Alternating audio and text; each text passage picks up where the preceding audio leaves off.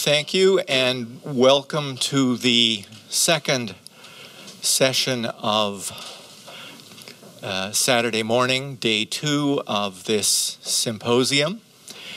Again, by way of modestly varying the format, which I think will be interesting and informative and offer new insights into the territory we've been exploring over the last couple of days. Our next panel are going to, I think, illustrate some elements of the practical interaction between lawyer and independent consultant in dealing with their elaboration of a case study or illustration centered on contaminated lands. So I'm going to turn this over to Janet Popchepko and Dan Bunner to improvise and give us some insights into the way in which this framework operates and the way in which, as a practical matter, lawyers and advisors or consultants will work together in formulating responses. Great, thank you very much. I'm Janet Popchepko. I'm a senior partner at Norton Rose Fulbright, Canada, and I've been dealing with environmental law issues for 25 years. So one thing that we always do as environmental lawyers in my area of practice is we work consistently with consultants, which is why Dan Bunner, who can introduce himself, and I are doing this as a joint presentation. Hi, I'm Dan. I come at this from a little different perspective. I am a director and an officer, and I'm a director and an officer of both companies here and in Europe. And I've been asked for directorships in many corporations, charities, and theater stages and things around the world, which I now pretty much decline because of what's happening out there. So I'll give you a little bit of that perspective. Okay. And Ramboll Environ is an environmental consulting firm. So we retain Ramboll, as we do other experts and consultants, to help us understand the context of an environmental situation of a contaminated site. I'm a lawyer. I'm not a technical person. So I need, although I've learned a lot about technical issues over the years, we do work hand in hand with our consultants. So this is Dan's slide about setting up exactly our conversation for today. Not everything is pristine, so we will move forward. So what we want to do is set up a little bit of the regulatory framework, and we'll talk a little bit about civil liability in the context of contaminated sites. It keeps on popping in and out, but we're mainly focused in relation to how to manage some of those issues arising from contaminated sites. The identification of contamination becomes very contentious. We've heard over the past couple of days about evidence and intelligence gathering, and so we're going to fit that into the context of actual taking a site and identification issues on it. And interspersed through all of our comments are also working with the regulators. So we took a little bit of the tone from yesterday and today in relation to understanding that they're not necessarily partnerships, but they are important relationships that we have. Oops. And I realize that I'm doing the same thing that we were doing yesterday. Okay. So for the regulatory framework, I'm going to speak about Ontario, because that's where I'm licensed to practice. We have our main Environmental Protection Act that sets out all the duties and obligations, and I'm going to focus on the Ministry of Environment and Climate Change. We also have something in Ontario called Regulation 15304, which is not unique, but what it does is it sets out the details if you are going to have a site for redevelopment and you're taking it from one use to a more sensitive use.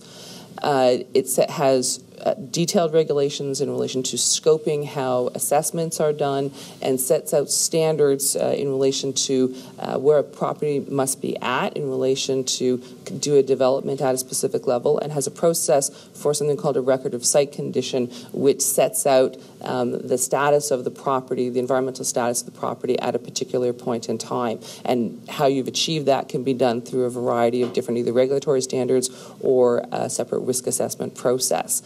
It de facto has become, through the standards set out for contaminated sites, that everybody uses to assess whether a site is contaminated or impact. And contaminated or impacted doesn't necessarily mean adverse effect. And there is a difference and distinction. So while I list it there, it's not necessarily the be-all and end-all when it comes to assessing an adverse effect or a contaminated site. We also have Technical Standards and Safety Act done enforced by the Technical Standards and Safety Authority, who deals with more underground storage tanks and removal requirements, issues for operating gas stations, propane. And we mention it because people tend to forget that sometimes contamination arises from underground storage tanks, and it's a piece of legislation that we always like to remind people is part of the framework of a contaminated site. The other piece of legislation is the Ontario Water Resources Act that, again, deals with impacted groundwater. And something that happens on any type of a site where you do an intrusive investigation is the installation of monitoring wells. And Regulation 903, we always try to remember and remind people about it because it sets out the details for actually the installation and decommissioning and maintenance of those wells. And there have been prosecutions in the province of Ontario for people not actually following those regulations in relation to monitoring wells. Just a comment with respect to these regulations, acts, statutes. Primarily what we see with respect to orders is that the ministry, both federal and provincially, will utilize the criteria, standards that are used as to whether or not there's a problem has been created. But once you step into the civil realm, the broad definition of adverse effect comes into play, and you see more civil cases going and attempting to go towards clean to pristine, especially when it's residential properties and you're dealing with insurance companies. It's almost always clean the property up to no odor, no staining, those sorts of things. So it's a far greater standard of care than you actually work with the regulator. So what we want to talk a little bit about is about sort of the toolkit that the ministry has available to it. So the pieces of legislation that we've set out do have give the authority to the ministry to issue a broad variety of orders and or charges. Administrative orders are the tour de force in a lot of instances, and they have a whole framework around them as administrative orders. The key that everybody has sort of been talking about is, how far can an order extend and who is actually caught by an order? And we'll give a few examples. But the normal phrase that we remind people of are people who had charge management or control, or a person in charge management or control of a source of contaminant. So we take a look and when Dan was talking about being a director and officer of companies that may own contaminated property or had it in its past, it's very important from that perspective to remember that these orders do catch people who have been in that chain of responsibility. So we remind people that it does create that perpetual liability for people who have an interest in real estate. There are prosecutions that can be used in contaminated land cases, but that's not really going to be the focus of our presentation today. Just a general comment. Yesterday there was a lot of talk early in the morning about using statistics to try, and I will use the word, shame the Ministry of Environment or Environment Canada into doing more with respect to issuing orders and entering into prosecutions. I find that gravely unfair. What I find is that the number of orders is increasing, and that there is less of an appetite for nudge and persuasion, and much more out in the reality of the world, a much more attitude of moving towards orders, because it's difficult to get companies to move in a direction. But I really find it unfair to paint the Ministry of Environment and Environment Canada as a statistical entity that because they don't have a number of tickets or fines, they're not doing their job. I mean, that's just not there. And one other thing with respect to these broad discretionary powers, I will, though, indicate to the ministry that they are causing a problem.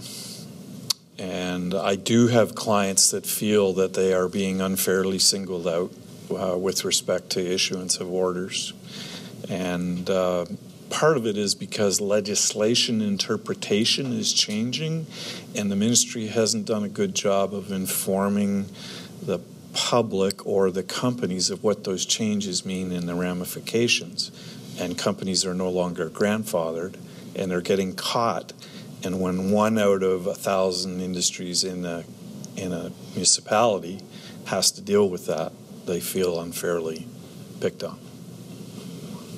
So that leads us directly the segue into our next section, is the fact that the legislation has always been there. What's happening is that the emphasis has necessarily changed in the past, 5 years or so. And we remind people that directors and officers have always been responsible, but now just that emphasis is maybe it's a result of the intelligence function. Don't know, but the reality is that the focus is on absolutely protecting the environment and ensuring that the public isn't responsible for the contamination. It's just fitting what box into it, and fairness, and whether fairness comes into that equation or not.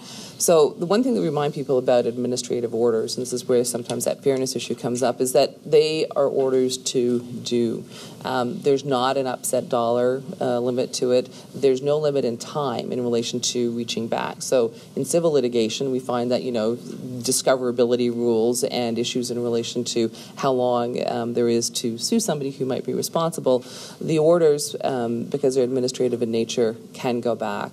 And that's the issue that we find these days causes some of the tension between the regulator and parties named in orders. But they can also require the scope is not only on-site but also off-site, and that's something that people tend to forget. So if there's a piece of property that's impacted, is that order can extend to doing investigations to follow a plume.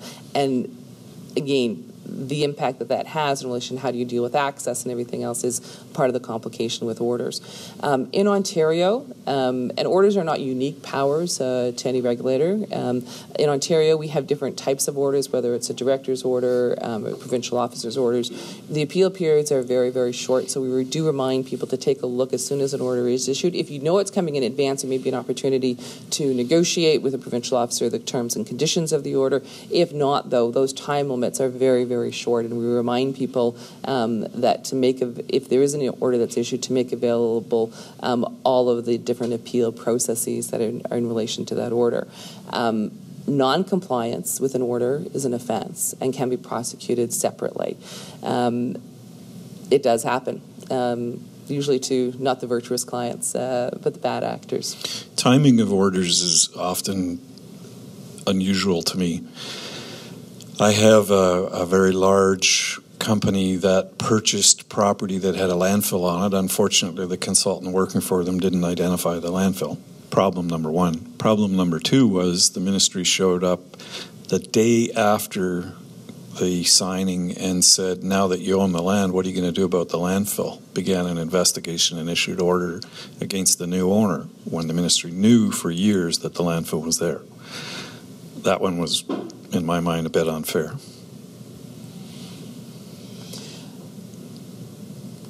So just to run through the different types of orders, again, they're not unique. They're in the legislation. Some of them, obviously, the names are pretty self-explanatory to them. So just going to give a few issues, a few examples. So control orders, and there's a difference where what the regulatory requirements in relation to the order being issued. Is there a provincial officer who has to make a finding in this instance in relation to Section 7? Again, this is in relation to a release that's prohibited by a regulation or is being discharged in different contraventions.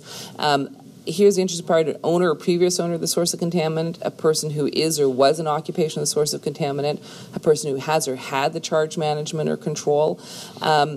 And the order in this instance is only for further discharges into the natural environment, so it's a going forward aspect of it. You would not believe how many companies and individuals are completely ignorant. They believe polluter pays means I didn't pollute it, so I can buy the property and I can do what I want. It's someone else who's responsible. It's a classic mistake, and it happens all the time. And it's really pathetic because there's enough information out there to know that you are the owner if you buy the problem. So just running right along, Section 17 remedial orders. This is the big basket that the ministry has in relation to any person who causes or permits. And again, very broad scope in nature to repair, prevent injury or damage where there's an endangerment or existing. It's a fairly low threshold in relation to the ministry to issue the orders. Preventative measures. Again, it's a combination right now of dealing with preventing and reducing risk. So again, sort of control orders are one basket. Preventative measures, you normally see orders issued in relation to various different baskets when they come, because the reality is you have the opportunity then to negotiate and try to understand what actually is, who is actually a proper party under what section of the order, because an order isn't necessarily issued to one party. It can be, if it's issued to anybody within that chain of responsibility, then an order for one section may stick to one party, but it might not stick in relation to another party. And sometimes when these things come in, it's important to sit down and understand who has potential responsibility for what part of what order, and the coordination and understanding is something that we're going to talk a little bit later on when it comes to dealing with the consultant retainers. It's just really interesting with respect to the use of adverse effect. It causes us undue grief with respect to understanding what actually constitutes an adverse effect. And I'll just throw it out there that we tend to, in the consulting world, describe an adverse effect as being an immediate risk to human health or an off-site impact. And that's hard for people to grapple with, but those are the two triggers we tend to use. It's actually a much broader definition of adverse effect, but this is why you sort of develop different assessment rules, but always going back to the definitions in the legislation because they become very key in relation to it.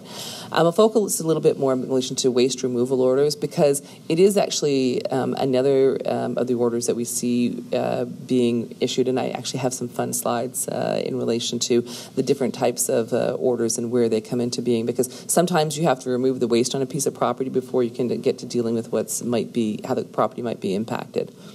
Just so you know, if you have a waste on a property, you also probably are a landfill, which means you need Section 46 approvals from the ministry to do anything with the land, which is not easy to get.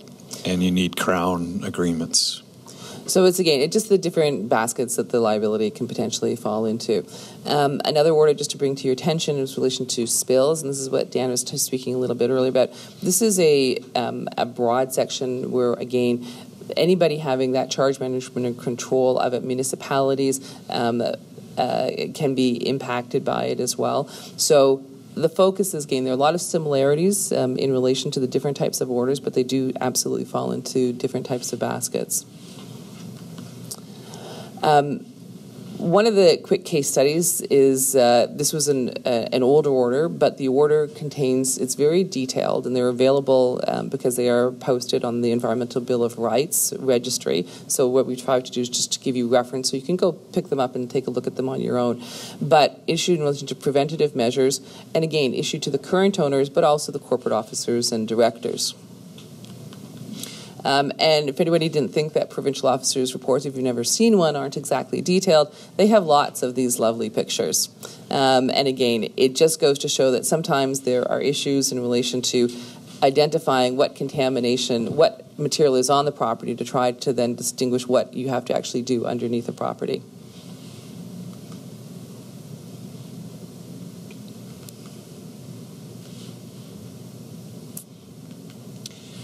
Are people here familiar with the recent Fort Erie orders that were issued with respect to waste on a property? I just bring it up because it's highly interesting as a result of naming the person who held the key for the landowner and was a real estate agent being named in the orders, and the officers and directors of the real estate company.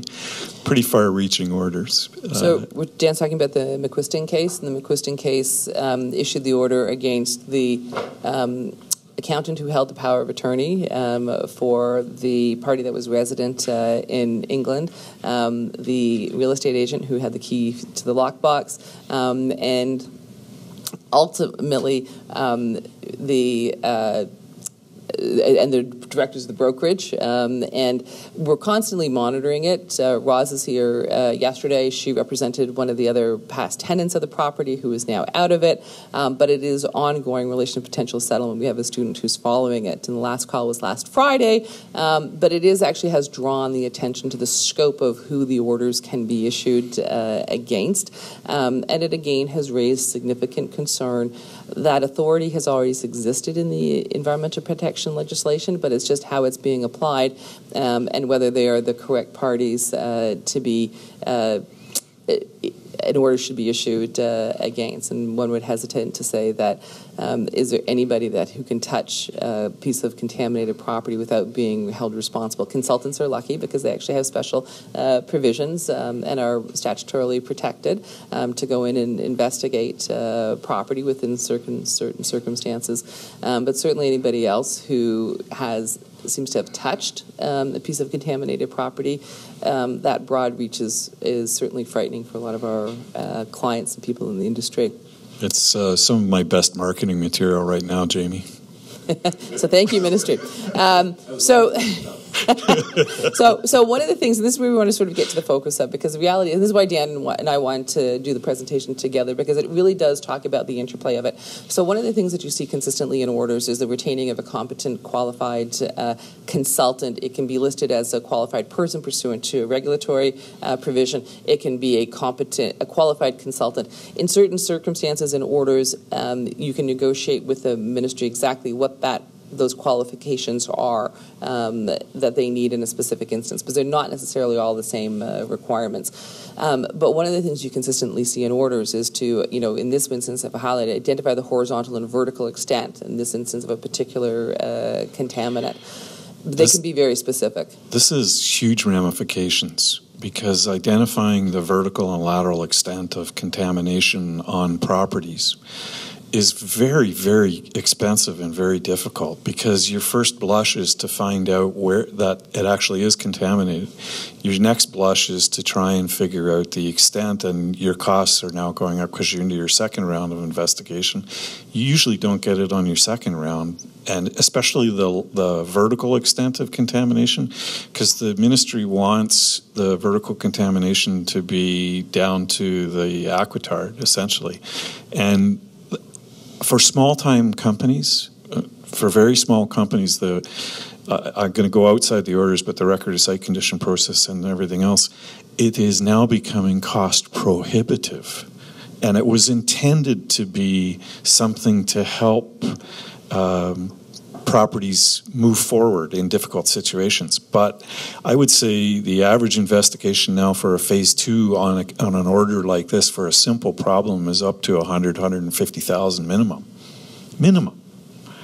And that's when we talked about the interplay of that the Regulation 15304 provides a framework, not necessarily intended for order purposes, but becomes the de facto requirements to how do you identify horizontal and vertical delineation, which still isn't clearly understood between the regulated community and the regulator. The other issue with this is the ministry so far refuses to accept technical arguments from a qualified professional with respect to something that's over contaminants, which are native.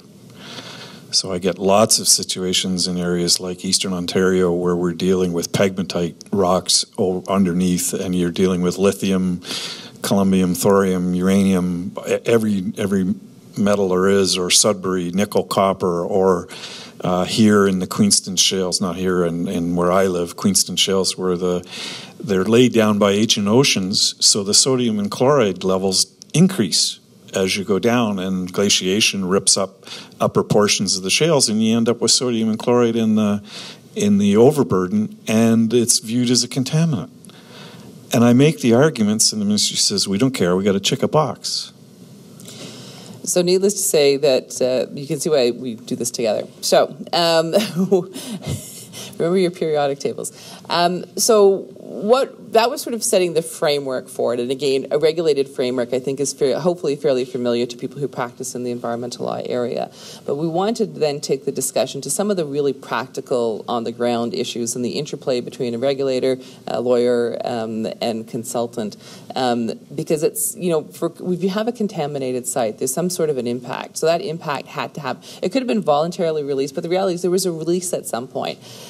The release and the definition of a release or a leak or a spill or emission or a discharge, any of those things, it does tend to make a difference. And we've seen in some civil litigation cases, the Midwest and Thornton, who's now they've asked for leave to appeal to the Supreme Court of Canada. The brief is posted publicly on the Siskins website. There are lots of issues in relation to what is a spill, what is a discharge, how did contamination go there. And we could spend the whole day doing that, which we're not going to do. But it does make a difference. And when Dan and I were talking about it, different provinces have different obligations when contamination is found as well. Yeah, here in Ontario, generally we think historical contamination, if it's not moving off-site and there's no potential risk to human health, there is no obligation to remediate.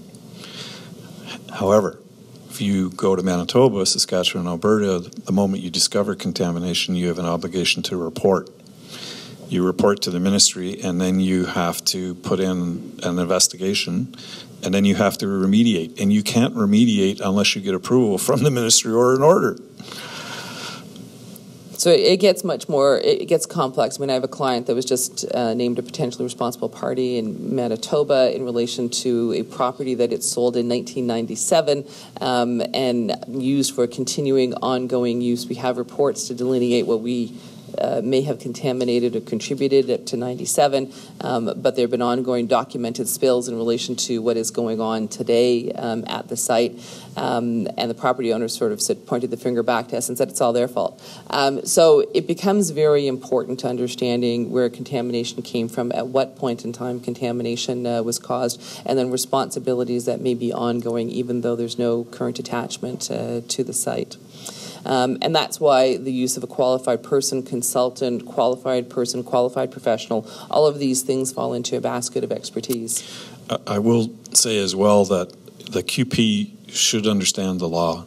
There are so many mistakes made by environmental consultants on behalf of clients and behalf of the ministry, not understanding what the real issues are behind what's actually going on an order action.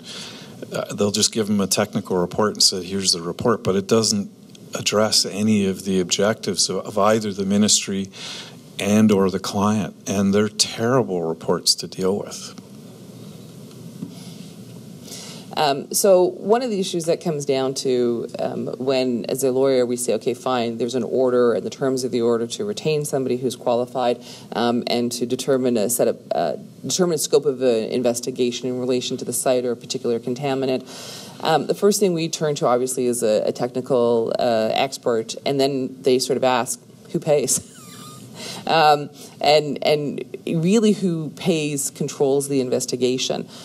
We talked about orders being issued to a variety of parties who may not have the same interest and may not be subject to all of the positions, all of the requirements in an order. There is a whole process in relation to the Environmental Review Tribunal and appeal of orders that we're not going to focus on today, but all of that is continuing to happen because sometimes provisions to determine a scope of work and to retain a qualified person are not stayed in the appeal of an order. So again, the work has to continue and you have to try to figure out how, if there are a variety of parties, how you're going to continue along the way. So if a consultant's being retained, they may be retained jointly by all the parties, they may be retained by one party. There may be several different consultants who are retained who have, I have one where we retained somebody, and because part of the issue was an insurance, it was an insured claim, there was another consultant who was also retained who disagreed with what was being submitted to the ministry but weren't given the opportunity to comment on it, so then it led to a disruption in relation to what actually is the proper scope of work to comply with the section of an order. Just to give you two horror stories with respect to who pays, they deal mostly with spills and orders on spills. One of them coming from Plastomet. Some people may know about it in Hamilton. The other one coming from Lac-Mégantic. Plastomet was a horror story in that when I was involved with it and others were involved with it, we're out there dealing with an active spill, dealing with a fire. Legal counsel, ministry, and everybody around the room. We were given owner's agent status to do what needed to be done to contain it. And then the bills weren't getting paid. So when we called on legal counsel and everybody else to back us up that we had owner's agent status, everybody said, "Oh, we didn't hear that. We were out $2 million. Lac-Mégantic, similar things happened, but I wasn't there. Golder pulled the plug on it for a while, and they were the one doing the emergency response, pulled the plug and said, "Nobody's paying us." Walked away for 24 hours and then came back. So these get really ugly. Especially there because there's a public perception there's an immediate need to do something. So who pays is actually a very important term, especially if you're dealing with an emergency circumstance. One of the other issues that we just throw out there as a red flag is that should the work or could the work be privileged, because it is in relation to a potential order, or an actual order that's been issued. And is there an opportunity to use privilege to shield, at least initially, the results? Yes, there's an order requirement to submit results to, but is there an opportunity to deal with and manage because you're trying to assess the risk and liability of a client? Most clients are completely ignorant about privilege and confidentiality, and they breach it daily. I had it happen this week twice, after the client was told by legal counsel and myself twice. One of the things that we also take a look at, what is the scope of the order? And if there is an order and that scope of work is to do something, how detailed does that have to do? And sometimes that goes back up to the paying. Sometimes that goes up to what is a proper way to delineate the contamination. How detailed is the order? Where do you actually want to end up with it? And it is something that can be done on a phase basis. And it becomes important because at the end of the day, if you have a big site and you only have X number of dollars, where is that money best spent? And is it dealing with the immediate area? Is it dealing with potential outliers on a site? And who has to approve that work order before it's done? We always try to say that before a scope of work is executed, even if the order doesn't specify that the ministry has to approve it, we always recommend going and giving it to the ministry in advance so they can take a look at it and say yes, as opposed to coming back after the fact and said, "Oh, well, if you'd only told us, we really wanted you to do this little bit over there." So, and that's one of the ways of working with the regulator. It's just to make sure that you're efficient in the process of understanding what delineation is actually expected. It's actually quite good to work with the regulator on these with respect to the order, because often even I've misinterpreted what the ministry actually wanted. And the ministry has some very astute, technically good people, hydrogeology people, contaminant hydrogeologists and things. So it is good. The complicating factor is that often these things involve more than one civil party at the same time. So your time frames on getting approvals on your work plan are not only governed by your ability to get that work plan to the regulator and the regulator to review it and provide you comment, but you've also got to include somebody else who feels they've been harmed or wronged, that you're doing the right thing at the same time. And often those investigations don't mesh with the order.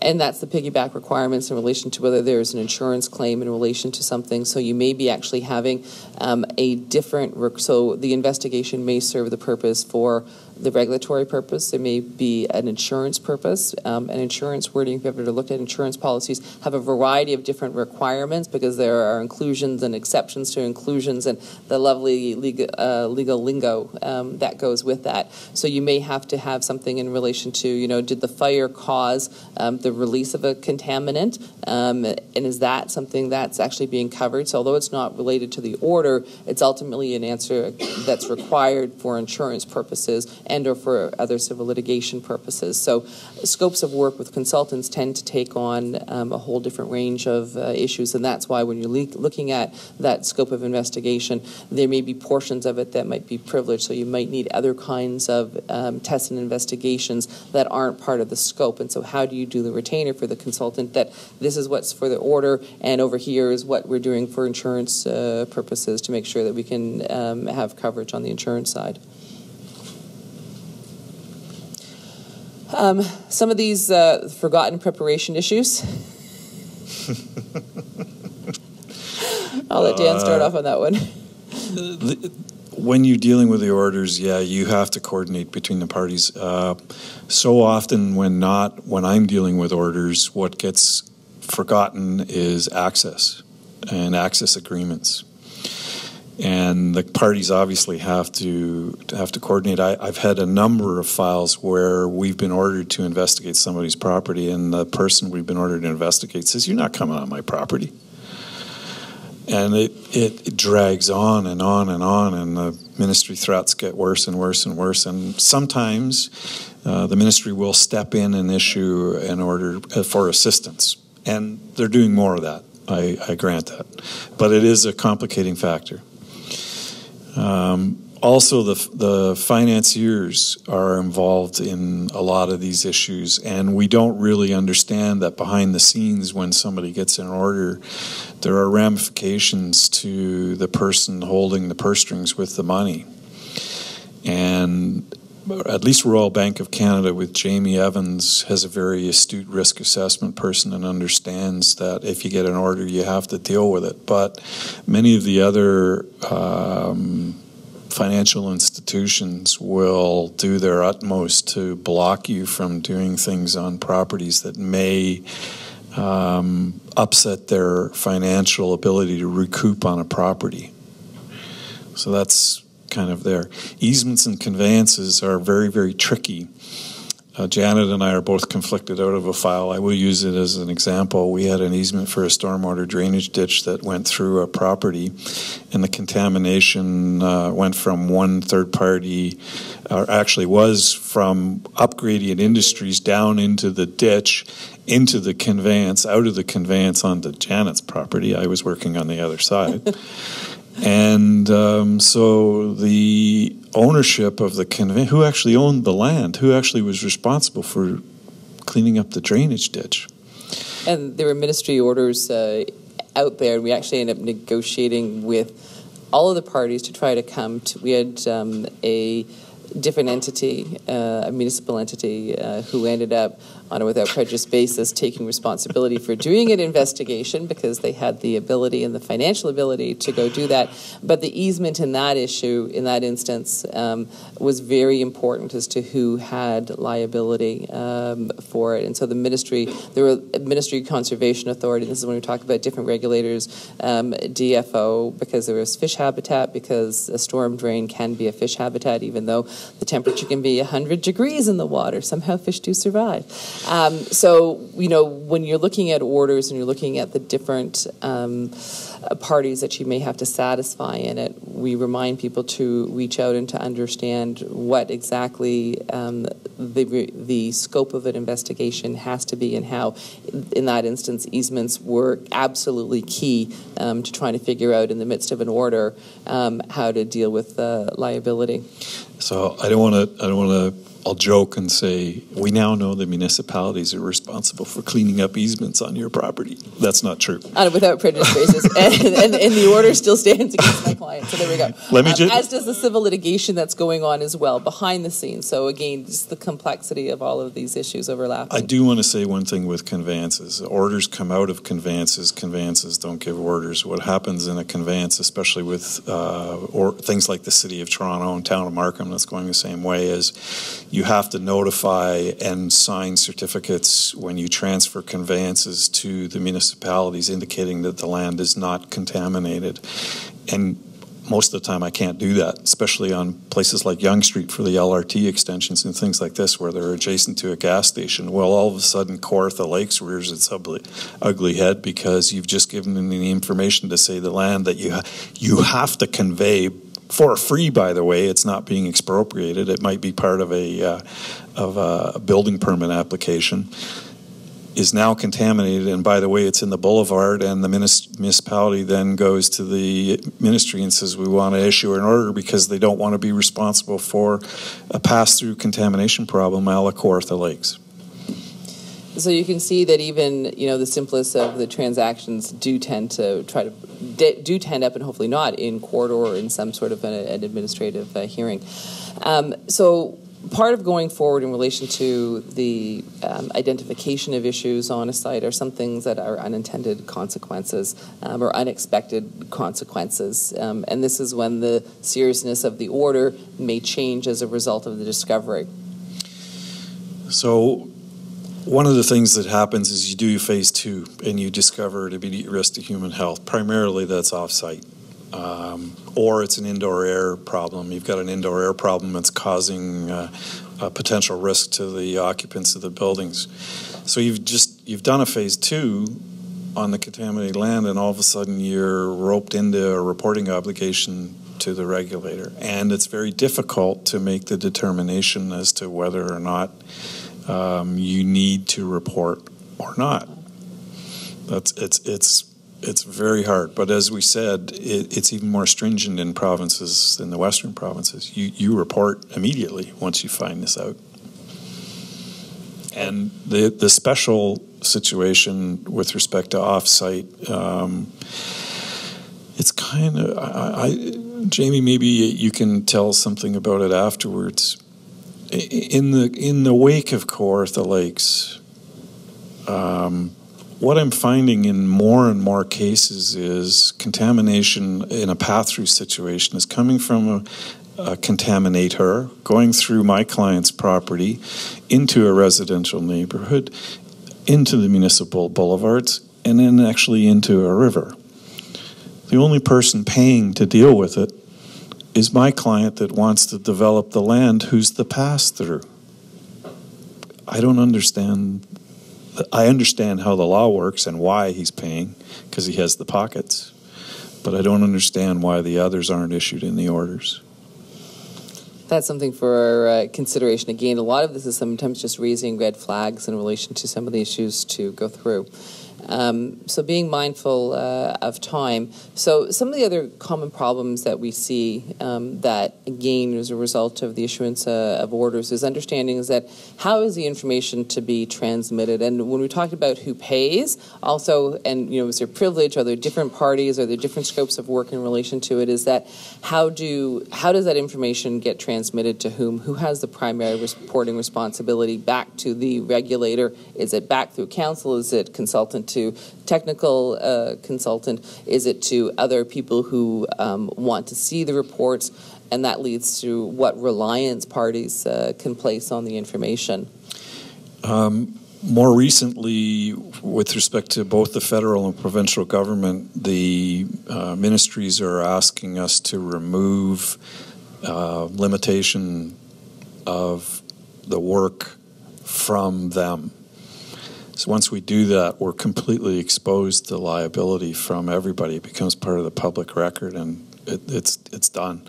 So there are a lot of large environmental consulting firms that are now saying that if a reliance letter is asked for, these are very, very big consulting firms, they will not take the work.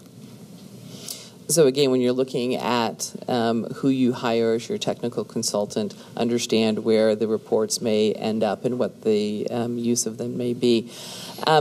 One of the other things that we find, I think, that we're going to move to is the issue of finding something finding something contaminated and understanding how you have to plan and develop it. So the investigation from the order said one thing. You've now found a whole bunch of different things, and how do you manage those expectations in relation to what you have found and how you're going to go forward in managing the expectations of all the parties in relation to remediation?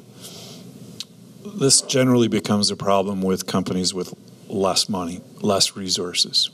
They don't have the ability to deal with the unforeseen, and it puts them at quite a bit of risk in any kind of a program. So it is a Pandora's box when we get into orders. I'm often asked to crystal ball the cost of dealing with a situation even before the investigations are done, and especially when a massive spill is going on like Lac-Mégantic. And because what's happening in Lac-Mégantic, just so you know, I dealt for one party there. I had 2 people on field full-time, 24 hours, in the red zone and in the yellow zone. 1 lawyer in the red zone, 16 lawyers in a boardroom, 24 hours, 45 days. And dealing with everybody, and it gets so complicated. The Surette de Quebec was used by one of the parties to say that our people were trespassing on site, and he was arrested and fingerprinted and everything else, and then they sorted it out, and he was back on the site. But these are very, very difficult. And so, managing those expectations, I think, are key, and that's when, again, when things are happening and you have remediation, you have the discovery, you have the results of it. The results of the contamination are just the first part. The reality is that remediation and how do you actually fix it are the much longer term issues, and the ability to pay, the ability to use what kind of technology to achieve what type of standard. And that's when we talked about the default standard being the Regulation 15304 standards, which aren't necessarily applicable in orders, remediation orders, because it's not being sold for development purposes in relation to a change of use. So again, there's a whole discussion that has to happen, is that what is the standard that you're trying to achieve at the end of the day? And that ultimately goes to, it may be different. There may be civil proceedings in relation to the pristine issue. There may be issues in relation to an insurance, what an insurance coverage will pay. And so that whole fulsome discussion and negotiation as to what remediation has to take place over what period of time to what standard. So at the end of the day, we're looking for that magic last line, which is called the regulatory sign-off, and what happens to the order. Because people tend to forget at some point you want closure for that particular site. In a development process, we have a record of site condition that gives closure on it. That's not necessarily appropriate or required in the situation of an order trying to achieve completion of a remediation to deal with the topic of an order. Just this comes up more along the lines with my U.S. clients that work in Canada, have branch plants in Canada. I always got to ask, where's the regulatory sign-off? And we don't have that in Canada. We really don't. Even the record of site condition is not a sign-off. And I have about once a month to explain to my U.S. colleagues and my U.S. clients that you will not get a sign-off from our regulator. There are none. So it's one of those issues is that the closure of the order becomes just as important to anything else. And there's Norm Rankin's a lawyer within the Ministry of Environment and Climate Change in Toronto, who is working to say, okay, how do we actually get rid of orders? Because there actually isn't a procedure in place to say we're done and to have the order closed. And because it has to be, most orders also have a requirement that they be posted to the public. So how do you actually, so for my client, is how do we get that off? How do we have that obligation? Because it was actually an access obligation. The municipality in that instance has fulfilled its obligations. There's no more access required, but there's a 2-year monitoring period. So do we actually have to have an order posted for 2 years during the monitoring period because we're required to give access to a third party onto our property pursuant to the order as opposed to the easement agreement? So again, that closure issue becomes really, really important in it. I think it's also more important to get back to my U.S. clients because of your financial reporting requirements on the stock exchange and for those companies. We are not as sophisticated here in Canada, and I will make a comment after we're done here a little bit about that. But in the United States, it's much more imperative that my branch plants here in Canada be able to provide some kind of sign-off, which unfortunately we can't. So just to wrap up, and I think you've now got the flavor of why we wanted to do this presentation together. We appreciate the opportunity. Contaminated sites pursuant to orders or a development process are very complex. They are not easy to manage. They take a team effort, requiring people with the right expertise to be involved in it. Because of all the increased emphasis in relation to past owners and operators or people who've touched the land, being those real estate agents who hold the keys to lock boxes or power of attorneys. It's something really to consider as to what that means in terms of personal liability for anybody involved in it. And we do think that sort of the standard has moved to sort of, well, maybe I'll know about to a must know. And then to understand what the situation is proactively on a site, and that was sort of touched on the other presentations in relation to being proactive in relation to knowledge, and that's a double-edged sword in a lot of time because of asset retirement obligations and other disclosure requirements. I did want to leave you with something that I think could be productive, rather than just saying you what is actually happening and what happens. I want to do that because I don't like it when we just say, here's the problems. We talked about clients being virtuous. I don't have a virtuous client. I don't think there are any. But I don't call them virtuous or unvirtuous. I call them different categories. 50 to 60% of them are clueless. and they're clueless because their own ignorance is we don't educate them. And the law communities, the environmental communities, and the ministry don't do a good job of informing clients of regulations and requirements and help them to come into compliance. The next 40%, I call them calculating. They're calculating because they need to run a business. And there's a problem that needs to be fixed with respect to approvals. When you don't have an approval, you get an order. It takes 2 to 3 years to get an approval. Business works, consultants work at this frenetic pace. Business works at this frenetic pace. Government works at this frenetic pace. Academia is down here. It's too slow. The next less than 5% to 1% are just cunning. And they're cunning because they're looking for ways to circumvent. They're bad actors, but they're not quite the cretins that you do get out there that I know. Unfortunately, I have a lot of friends in the ministry. They had one person down in Mississauga, a company that people would come out with baseball bats, to get them off the property. The other thing I wanted to say was that there was a really good question said, what would you do to make things better for people to be more virtuous? I think there are 4 really good things we should do. Number 1, we need to hit companies in their pocketbook, and not in their pocketbook with respect to enforcement. Financial reporting obligations in the States are much more advanced than ours, and if we have to lay out what our financial liabilities are straight up, clear, then those go against the bottom line of a company when somebody wants to invest in it. That's a big stick for somebody to operate correctly. 2, companies operate on very small profit and loss centers. I know that because I'm a businessman. A P&L center means I am competitive with the rest of my company. If you have a small P&L center and your corporate manager is saying you need to be profitable and I'm comparing you to everybody else, then environment goes on the very small end of the stick. Companies need larger P&L centers, a region, an area, so that if somebody has to expend money to come into environmental compliance, it's absorbed by the higher P&L. This is a classic problem in the food industry, who deals with looking at performance based on the number of kilograms of product that goes out the door, food product, and the pharmaceutical industry, where they bid on the drugs that they make against all their other plants around the world. So when I figure out a solution, which we have, for large pharmaceuticals to deal with their endocrine disruptors that go down the drains, they won't share it with their colleagues in their other plants because it's a competitive disadvantage to do so.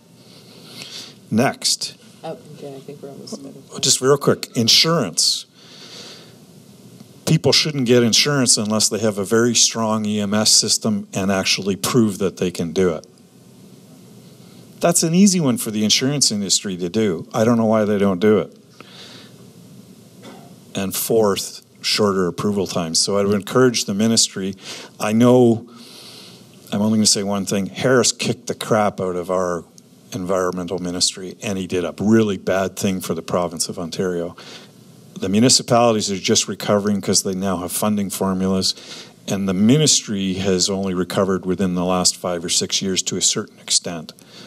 But we need more people, and we need those approvals shortened.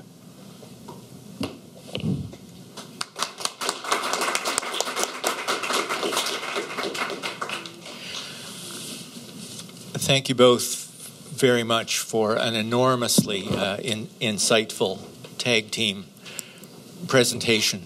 I think we're pretty close to on time, but if there are questions, we might linger a moment or two into the lunch period.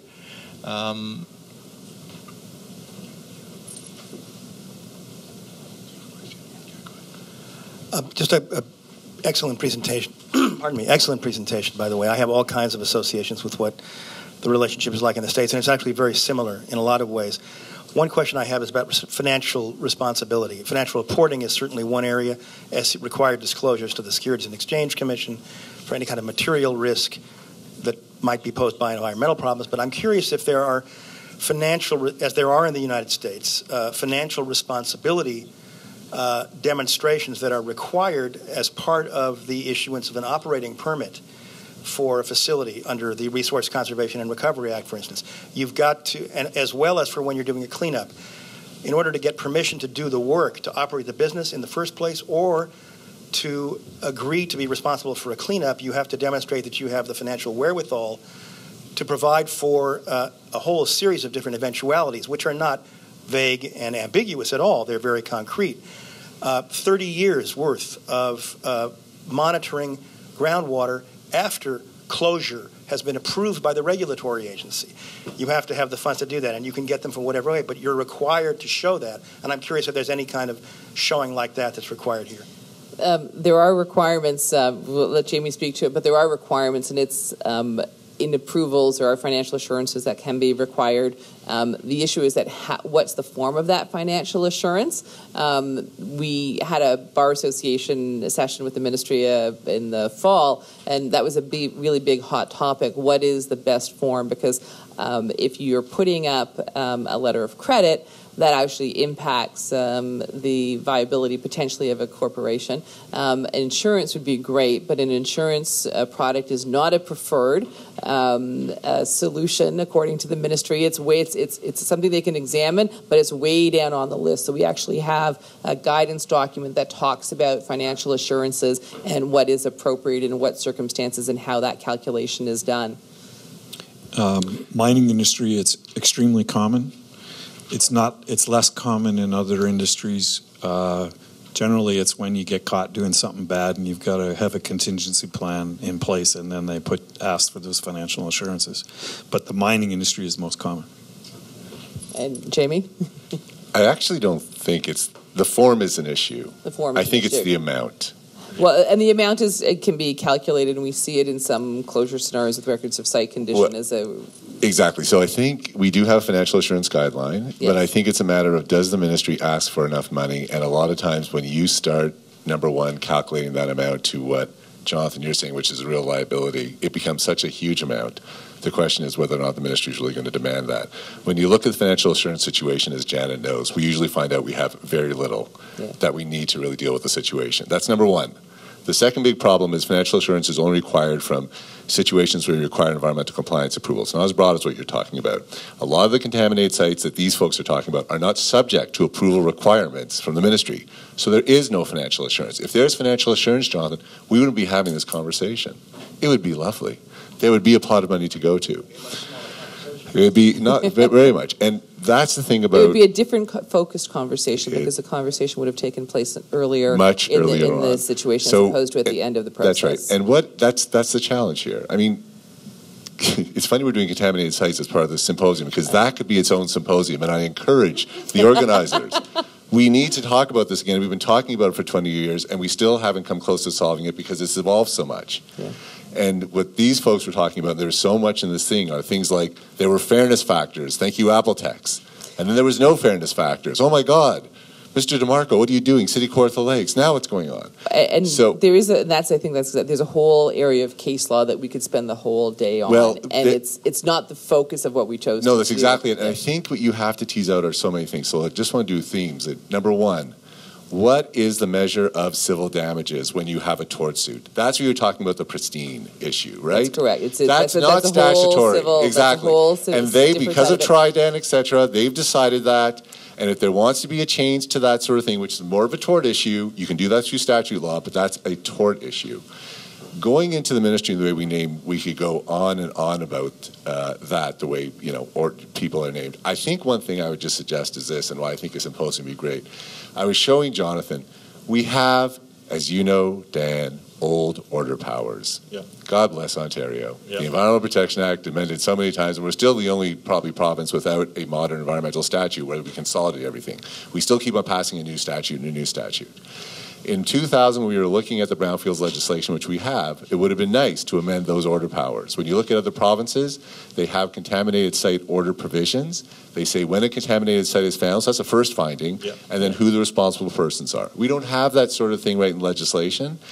And doing that would at least provide, more, I guess you would say, transparency and sort of more predictability.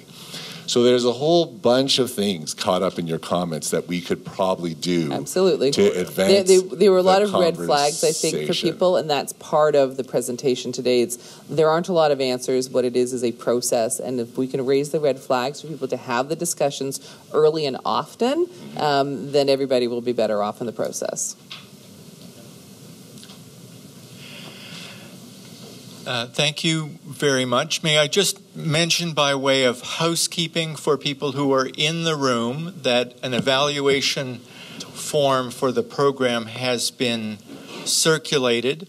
That document is also available to online participants, and your assessment and responses would be welcome.